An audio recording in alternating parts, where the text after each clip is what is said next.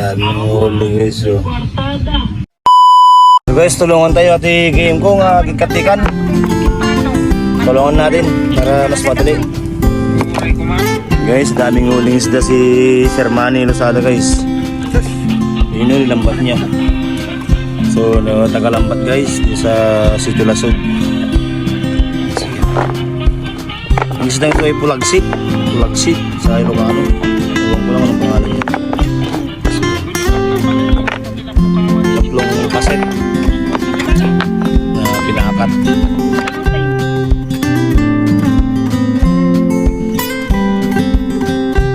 Nandanin mo sa timbahan, naran. So, puro sigaras sa kanyang uli. Galing? Sigaras tile. Oh. Sa English nito, sigaras. Pag sa Ilocano, mananali.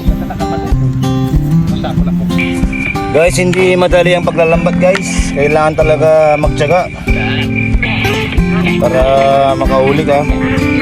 At may libreng pangulam guys. So huli ni Manny Losada guys. Guys, so napakasipag si Manong magtayo ng lambat guys. So ganyan po ginagawa nila dito. Ang galing. Siguro matapos naman mga 5 oras. Mano?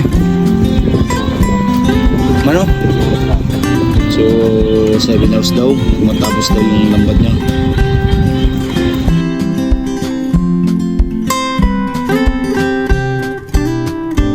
Ganito yung pagtanggal ng dumi sa ano guys, lambat. At saka yung isda niya.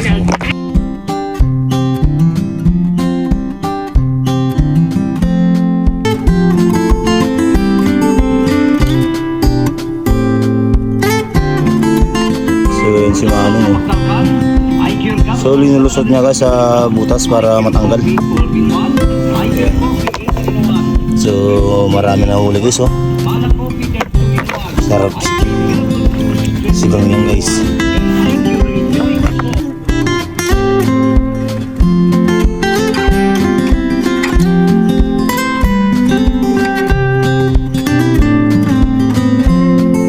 Guys, ang dami oh.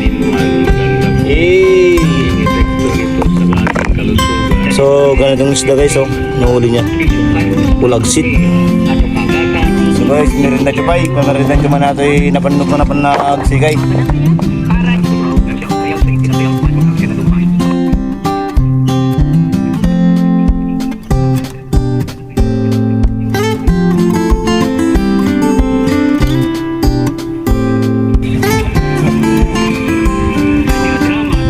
Merinda tayo guys.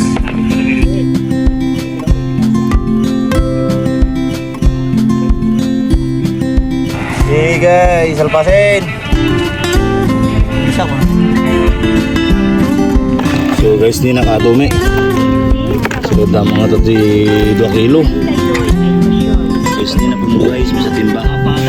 Di rin nyo siya rin nabasi guys. Ayun, mo ulo guys oh. So nandun po sila guys, yung mga kasamaan niya guys oh, naglalambat.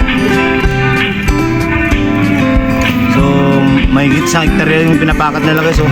Nuhulog ng lambat sa gilid dito sa Lasog. Yung si Manong